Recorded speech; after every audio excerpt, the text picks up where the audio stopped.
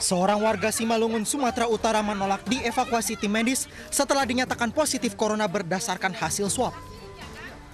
Tim medis dibantu TNI Polri kesulitan mengevakuasi karena dihalangi oleh keluarga pasien. Sebelumnya 7 anggota keluarga ini menjalani tes rapid dan reaktif sehingga harus menjalani karantina selama 14 hari. Setelah hasil swab pertama negatif, semuanya diperbolehkan pulang. Namun pada saat tes swab kedua, salah satu anggota keluarga mendapat hasil positif sehingga harus kembali menjalani isolasi di rumah sakit. Menolak dengan dalih bahwa ada dokumen yang harus dilengkapi lagi, mereka minta, tapi kami merasa bahwa laporan daripada hasil swab yang disampaikan oleh Labkesda melalui Labkesda Jakarta melalui Dinas Kesehatan Provinsi ataupun langsung yang sudah kita terima daripada Labkesda Jakarta menyatakan bahwa pasien dari hasil swab nasal dan tenggorok pasien terkonfirmasi COVID-19. Meski kesulitan, akhirnya petugas bisa membawa pasien positif ke rumah sakit, sementara rumah pasien disemprot disinfektan dan warga sekitar menjalani karantina mandiri. Penolakan evakuasi juga terjadi di Tasikmalaya, Jawa Barat. Seorang pria warga Kecamatan Tawang mengamuk saat petugas menjemput dirinya untuk diisolasi. Bahkan saat dijemput, pria ini memeluk warga sekitar yang mengambil gambar dengan maksud menularkan. Pria ini mengaku sudah dinyatakan sehat karena sudah menjalani karantina di rumah sejak 23 Maret. Menurut Kepala Dinas Kesehatan Tasikmalaya, petugas medis menjemput pasien karena pada tes kedua menunjukkan hasil positif. 14 hari setelah itu harus isolasi di rumah. Sampai tanggal 17, Pak, saya sudah di rumah. Sudah ikutin semua aturan pemerintah. Cuma sekarang diciduk lagi, ada apa? Saya sudah dinyatakan sehat, wajar nggak saya untuk pergi? Boleh nggak saya beraktivitas kalau sudah dinyatakan sehat? Itu sebelumnya di tes juga, Pak? Di tes ini kan sudah tuh. Swab apa RDT? Di swab, PCR. Tanggal 26 dan 2 April di Balai Laboratorium Kesehatan Dinas Kesehatan Provinsi Jawa Barat dengan hasil pemeriksaan negatif. Awal diperiksa RDT-nya itu kan positif, kemudian dilakukan PCR negatif. Kemudian dilakukan lagi PCR positif. Nah, memang menurut prosedur yang ada bahwa pasien itu bisa dinyatakan sembuh total itu apabila dilakukan 2 kali pemeriksaan PCR berturut-turut negatif. Nah, sedangkan pada kasus pasien ini RDT-nya positif, kemudian PCR yang pertama negatif, nah PCR yang kedua itu adalah positif. Setelah dibujuk petugas, pasien akhirnya mau menjalani isolasi di rumah sakit. Sementara rumah pasien dan lingkungannya disemprot disinfektan. Sedangkan warga yang dipeluk pasien pun harus menjalani isolasi mandiri. Tim Liputan iNews melaporkan.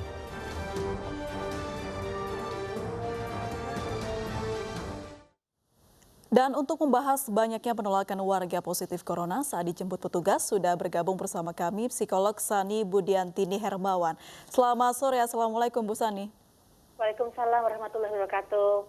Baik, Bu Sani melihat kejadian tadi, banyaknya pasien yang ditolak dijemput. Apakah ada timbul perasaan yang kurang enak begitu pada pasien? Ibu tolong dijelaskan.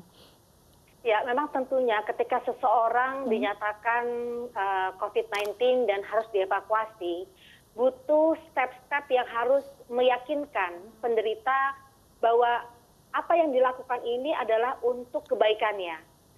Nah, seringkali ada reaksi yang menurut saya udah pasti ada penolakan karena ketidaktahuan atau gambaran yang pasti mengenai apa yang akan dilakukan ketika dievakuasi atau kemudian nanti ada diisolasi di tempat tertentu begitu. Nah, ketidakjelasan informasi atau kemudian ketakutan ini akan menimbulkan suatu reaksi menolak atau ya marah seperti tadi kita lihat, kadang-kadang tidak jarang ya akhirnya mengamuk misalnya begitu. Nah, oleh karena itu perlu memang pendekatan persuasif untuk meyakinkan bahwa apa yang dilakukan ini adalah sudah prosedurnya. Nah, menurut saya reaksi psikologis ini adalah wajar ya, karena tentunya ketika kita tidak ngebayang apa yang akan terjadi nanti, itu akan membuat ada rasa cemas, gelisah, khawatir, terutama sekali misalnya dia ada khawatiran jauh dari keluarga begitu. Karena kan keluarga di sini kan salah satu yang menurut saya penting untuk memberikan dukungan secara mental begitu. Nah, hal-hal yang seperti ini, yang tidak jelas seperti ini ya akan bisa menimbulkan reaksi negatif dan menolak untuk dievakuasi.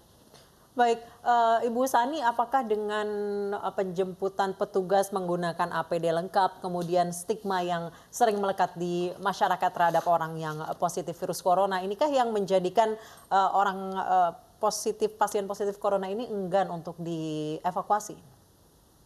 Iya, memang sekarang ini isunya memang malah lebih meluas ya. Jadi pertama adalah penderita itu sendiri ada kekhawatiran yang berlebihan terhadap apa yang akan terjadi pada dirinya. Yang kedua juga kadang-kadang keluarga itu sendiri juga akhirnya mendapat stigma dari lingkungan, bahkan bisa dijauhkan, diisolasi dari lingkungan karena ada ketakutan yang berlebihan juga terhadap paparan yang mungkin terjadi di lingkungan begitu. Nah, menurut saya memang perlu tadi pendekatan persuasif supaya orang tersebut dan keluarga yakin bahwa apa yang dilakukan itu adalah benar. Memang di sini menarik karena ada isu di sini, trust issue mungkin. Ada rasa mungkin ketidakpercayaan apa yang akan terjadi pada dirinya, apakah akan membaik atau tidak. Bahkan mungkin ketakutan ini menjadi berlebihan ketika mereka ngebayang bahwa ini mungkin adalah hari terakhir dia ketemu dengan keluarganya.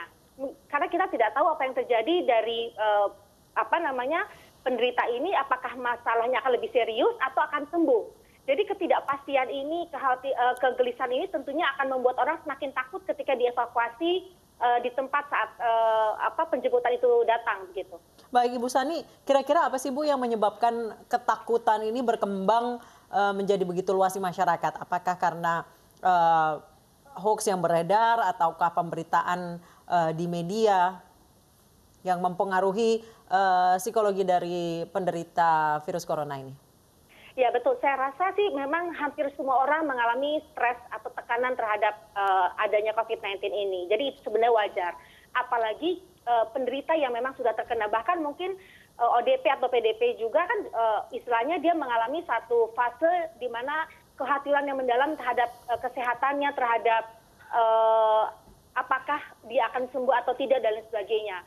Memang di sini perlu sosialisasi lagi yang lebih jelas dari pemerintah tentang apa yang akan dilakukan di isolasi atau apa yang seperti apa pemerintah akan take care dari penderita. Sehingga ketika isolasi itu berjalan atau evakuasi itu berjalan, kita sudah ada rasa percaya. Jadi menurut saya memang berita-berita yang mungkin juga tidak benar atau mungkin merasa kalau orang diisolasi itu malah diabaikan, bahkan ada penjemputan paksa, sudah diisolasi tapi dipenjemput paksa oleh keluarga karena merasa si penderita ini menginformasikan bahwa dia tidak dihandle dengan baik.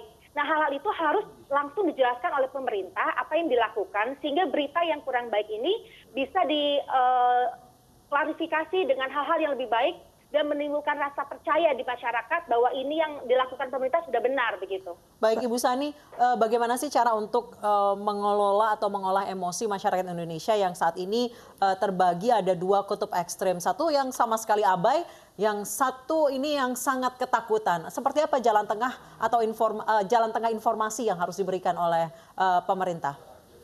Ya, pertama memang pemerintah wajib memberikan informasi yang penting, yang perlu, yang memang wajib harus dilakukan. Karena memang kalau kita lihat banyak sekali yang masih belum tahu apa yang harus dilakukan. Bahkan gelombang kedua mungkin aja ini muncul juga banyak yang tidak mengetahuinya.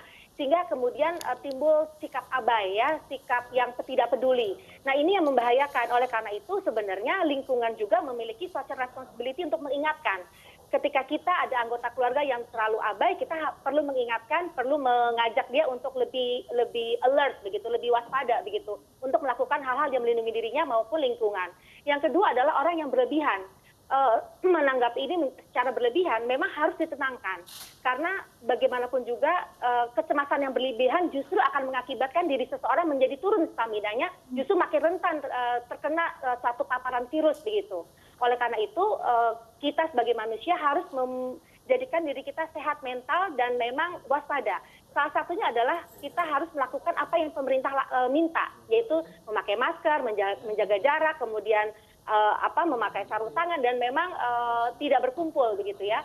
Nah, ini kalau kita diikuti pun ketika ini diikutin, mudah-mudahan ini juga menjadi satu shell atau menjadi satu perisai buat kita melindungi diri kita dan orang lain. Nah, kemudian juga rasa cemas itu juga pasti muncul karena itu reaksi yang wajar. Terima sebagai suatu reaksi yang wajar, tapi kemudian bagaimana kita mengontrol respons itu supaya respons itu tidak berlebihan dan mengganggu kehidupan kita. Salah satunya adalah melakukan kegiatan positif. Ada me time, ada bonding time, kemudian juga tidak membaca informasi yang tidak bertanggung jawab. Ya, itu salah satu yang bisa kita lakukan. Salah satunya juga mendekatkan diri pada Tuhan.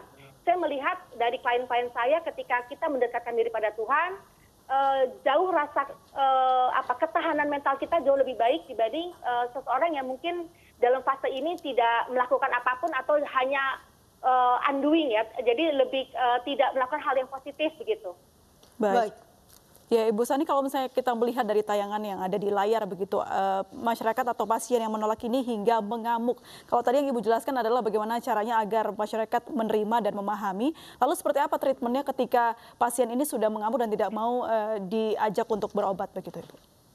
Iya, justru makanya pendekatan persuasif ini paling baik. Karena pendekatan persuasif dari keluarga justru akan membuat orang merasa tenang, merasa didukung, merasa apa yang dilakukan benar. Nah, ketika ada orang marah, berarti ada sesuatu yang misunderstanding, komunikasi yang tidak jalan, ada konflik, ada ketidaksamaan frekuensi dalam satu materi yang disampaikan. Oleh karena itu, jangan sampai sudah mengamuk baru kita antisipasi, tapi jauh-jauh kita sudah mengadakan satu approach tadi, pendekatan. Jadi jangan sampai kalau tadi kan merasa orang dia sehat, tapi kenapa dia tidak bisa beraktivitas. Nah, konsep sehat dia itu apakah memang sudah sesuai dengan konsep sehat yang memang pemerintah atau Departemen Kesehatan canangkan? Ya, itu yang harus juga diberikan penjelasan. Jangan sampai ada misunderstanding. Karena dengan situasi yang sangat rentan terhadap psikis ya seperti ini, memang banyak sekali akan ada konflik, anger atau sensitivitas yang jauh lebih tinggi.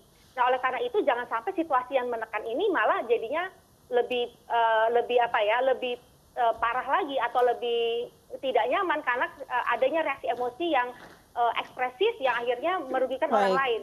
Baik. Terima kasih Ibu Sani Budiantini telah bergabung bersama kami di iNews Sore. Pemirsa, pemerintah Kabupaten Bandung Barat mulai menyiapkan masjid menjadi tempat karantina untuk penderita COVID-19. Fasilitas pendukung berstandar rumah sakit pasien COVID disiapkan di lantai dasar masjid.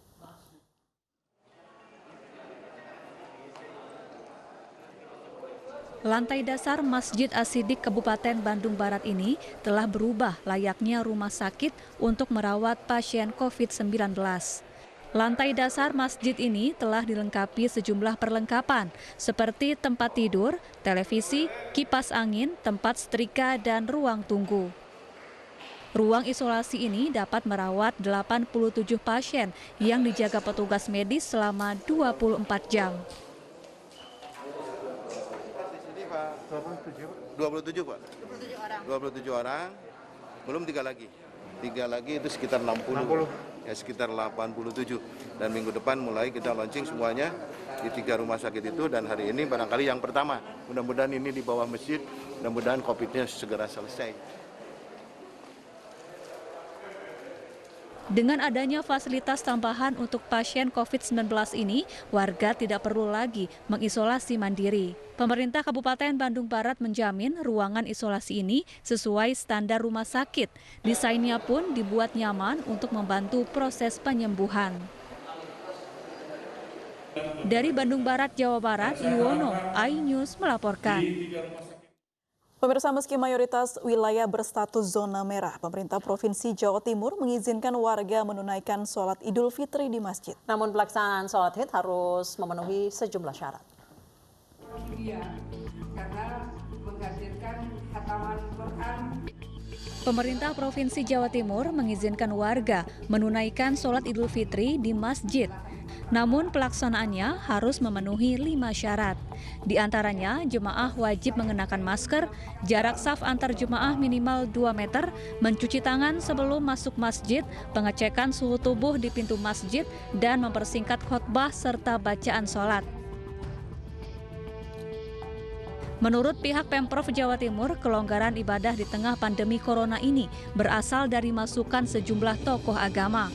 Meskipun sebagian besar kota dan kabupaten di Jawa Timur masih berstatus zona merah dengan lebih dari 1.900 pasien positif corona. Sebelumnya, Majelis Ulama Indonesia menerbitkan Fatwa nomor 28 tahun 2020 tentang panduan kaifiat takbir dan sholat Idul Fitri saat pandemi Corona.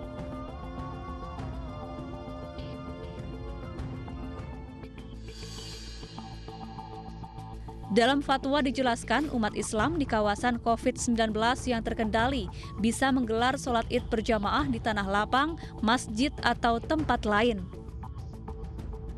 Namun bagi umat Muslim di kawasan COVID-19 yang belum terkendali atau zona merah, sholat Idul Fitri dilaksanakan di rumah dengan berjamaah ataupun sendiri.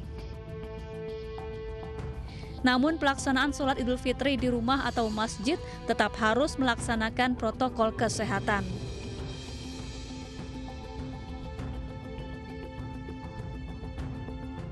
Ini sebagai jawaban sekaligus juga pedoman di dalam pelaksanaan Idul Fitri 1441 Hijriah untuk menjamin pelaksanaan ibadah secara benar sebagai cermin ketaatan kita kepada Allah Subhanahu wa taala di satu sisi, di sisi yang lain untuk kepentingan menjaga kesehatan dan juga mencegah penularan COVID-19 agar bisa terkendali serta segera diangkat oleh Allah Subhanahu wa taala. Nah, selain itu, untuk takbiran juga bisa dilakukan di rumah bersama keluarga melalui media elektronik atau di masjid oleh pengurus masjid. Tim Liputan iNews melaporkan.